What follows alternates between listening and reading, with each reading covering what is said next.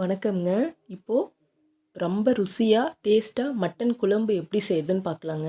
அதுக்கு தேவையானது மிளகு 1 ஸ்பூனுங்க, சீரகம் 1 ஸ்பூனு, சோம்பு 1 ஸ்பூன் எடுத்துக்கோங்க, பட்டை, கிராம்பு 2 ஏலக்காய், அன்னாச்சி பூவில் இருக்கிற 2 சைடில் இருக்கிற காம்பு மட்டுங்க. இப்போது கொத்தமல்லி விதை 3 ஸ்பூன் எடுத்துக்கோங்க, 5 வரமிளகாய் எடுத்துக்கோங்க. இது லைட்டாக பொரிஞ்சு வரட்டுங்க. வந்த வாட்டி நம்ம சின்ன வெங்காயம் ஆட் பண்ணிக்கலாம். சின்ன வெங்காயம் ஒரு 200 கிராம் இருந்தால் போதுங்க. இப்போ நான் 1 கேஜி மட்டனுக்கு நான் இப்போ தேவையான அளவு நான் சொல்கிறேன். இப்போ இந்த வெங்காயமும் ஒரு நிமிஷம் நல்லா வணங்கட்டுங்க. வணங்கின வாட்டி தக்காளி பழம் சேர்த்திக்கலாம். கொஞ்சம் பழமாக எடுத்துக்கோங்க தக்காளி பழம். இப்போ 3 தக்காளி பழம் நல்லா கட் பண்ணி போட்டுக்கோங்க. ஒரு தக்காளி பழம் சும்மா கையில் பிசைஞ்சு விடுறதுக்காக தனியாக நல்லா பழமாக எடுத்து வச்சுக்கோங்க ஒரு தக்காளி. இப்போ பாருங்கள், இது நல்லா வணங்கட்டும். இப்போது அந்த தக்காளியோட சைடில் இருக்கிற தோலில் நல்லா பிரிஞ்சு வர அளவுக்கு நல்லா வணங்கட்டுங்க. பாருங்கள், இந்த அளவுக்கு நல்லா வணங்கின வாட்டி நம்ம இஞ்சி பூண்டு பேஸ்ட்டு கூடவே நம்ம எப்பவும் வெங்காயம் போட மாட்டோம், இதுக்கு வெங்காயம் சேர்த்து பாருங்கள், ரொம்ப நல்லாயிருக்கும். ஒரு பெரிய வெங்காயம் 4 கட் பண்ணி போட்டுக்கோங்க. பூண்டு இஞ்சி சம அளவு இருக்கட்டுங்க.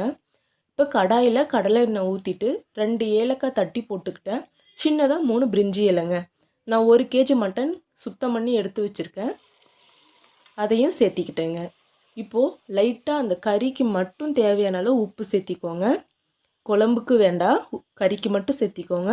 இப்போது ஒரு சிட்டிகை மஞ்சளுங்க. இப்போது ஒரு 2 பெரட்டி விடுங்க. இதை பெரட்டின வாட்டி அது லைட்டாக மூடி வைங்க. அது ஒரு கொஞ்சம் அந்த எசன்ஸு ஜூஸிலாம் கொஞ்சம் வெளியே வரட்டும், நல்லா கொதிக்கட்டும்.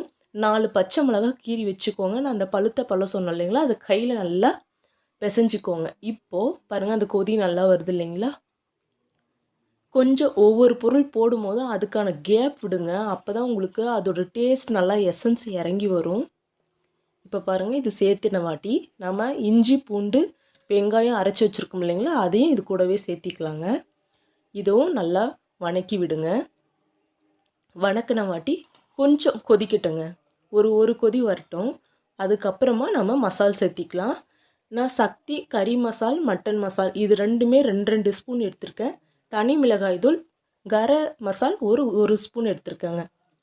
இதுவும் நல்லா பெரட்டி விடுங்க. ஒரு 2 நிமிஷம் நல்லா பெரட்டுங்க.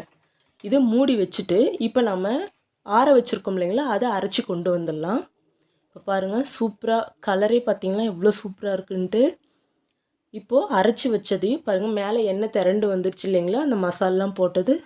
இப்போது லைட்டாக காம்போடு இருக்கிற புதினா ஒரு 10 இலை சேர்த்திக்கோங்க. கருவேப்பிலை ஒரு 3 கொத்து கருவேப்பிலை நல்லா பிசுக்கி விட்டுக்கோங்க, நல்லா கசக்கி. அப்போ தான் அதோட டேஸ்ட் ரொம்ப நல்லாயிருக்கும். இப்போ அதை பெரட்டி விட்ட வாட்டி நம்ம அரைச்சி வச்ச மசாலையும் சேர்த்திக்கலாங்க. கொஞ்சமாக அதுக்கு மட்டும் தேவையான அளவு அந்த மிக்சியில் கடைஞ்சது இருக்குது இல்லைங்களா தண்ணி, அதையும் சேர்த்திக்கலாம். இப்போது இது நல்லா கொஞ்சம் பெரட்டி விட்டுட்டு கரெக்டாக உங்களுக்கு சாதம் இட்லி 2த்துக்கும் ஏற்ற மாதிரி நீங்கள் தண்ணி கொஞ்சம் விட்டுக்கோங்க. இப்போ இதை மூடி வச்சுருங்க, ஒரு கொதி வரட்டும். அதுக்குள்ளே நம்ம கொஞ்சமாக ஒரு 2 இல்லை 3 ஸ்பூன் தேங்காய் மட்டும் நம்ம அரைச்சிக்கலாம். கூட ஒரு 6-7 முந்திரி சேர்த்திக்கோங்க. ஒரு கொதி வந்த வாட்டி நம்ம அரைச்சி வச்ச தேங்காய் முந்திரி விழுதியும் சேர்த்திக்கிட்டோங்க. கொஞ்சமாக அதுக்கேற்ற அளவு தண்ணி ஊற்றி இப்போது குழம்பு எல்லாத்துக்கும் தேவையான அளவு உப்பு சேர்த்து போட்டுக்கோங்க. இப்போ உப்பு காரம் எல்லாம் கரெக்டாக இருக்கான்னு பார்த்துட்டு அதுக்கு மட்டும் தேவையான அளவு இப்போது ஒரு அரை எலுமிச்சம்பழம் நம்ம புழிஞ்சு விட்டுக்கலாங்க. இப்போது பாருங்கள், இந்த அளவுக்கு தண்ணி பதம் இருந்துச்சுன்னா உங்களுக்கு டிஃபனுக்கும் சரியாக இருக்கும், சாதத்துக்கும் கரெக்டாக இருக்கும். இப்போ நான் 2 விசில் வச்சு எடுத்துக்கிறேங்க. பாருங்கள், சூப்பரான மட்டன் குழம்பு ரெடி ஆயிடுச்சு. இதே போல் செஞ்சு பாருங்கள், அப்படியே வீடே வாசனையாக இருக்கிற மட்டன் குழம்பு செம்மையாக ரெடி ஆயிடுச்சுங்க. அழகாக கொத்தமல்லி தழை தூவி அழகாக பரிமாறுங்க, ரொம்ப சூப்பராக இருக்கும். இதே போல் செஞ்சு பார்த்துட்டு மறக்காமல் கமெண்ட் பண்ணுங்கள். ரொம்ப நன்றிங்க. வாழ்க வளமுடன்.